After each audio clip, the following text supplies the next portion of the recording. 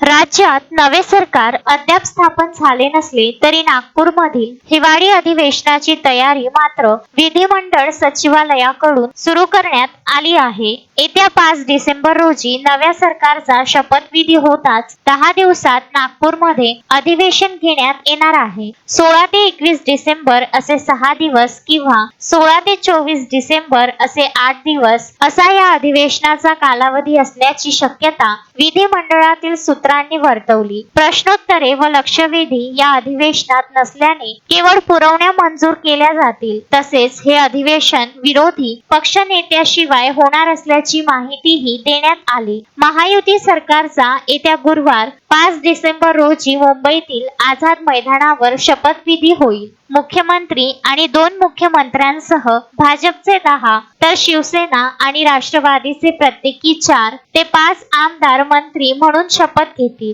यानंतर 10 दिवसात हे सरकार हिवाळी अधिवेशनाला सामोरे जाईल. या अधिवेशनात प्रश्नोत्तरे आणि लक्षवेधी आदी कामकाज होणार नाही. अद्याप नवनिर्वाचित आमदारांचा शपथविधीही झालेला नाही. त्यामुळे विधिमंडळ सचिवालयाकडे आमदारांकडून प्रश्न किंवा लक्षवेधी उपस्थित करण्याचा प्रश्नच उद्भवत नाही. त्यामुळे या अधिवेशनात मार्च अखेरपर्यंतच्या पुरवण्या मंजूर केल्या जातील. त्यामुळे या अधिवेशनाच्या कामकाजाचा कालावधी 6 किंवा 8 दिवस असेल असे सांगितले आहे. त्यानुसार 16 ते 21 डिसेंबर दरम्यान 6 दिवस कामकाज होईल, तर 16 ते 24 डिसेंबर या दरम्यान 8 दिवसाचा कालावधी असू शकेल अशी माहिती देण्यात आली. तिकडे नागपूरमध्ये सार्वजनिक बांधकाम विभागाकडून अधिवेशनाची तयारी सुरू झालेली आहे. Vidarbha news bureau, Mumbai.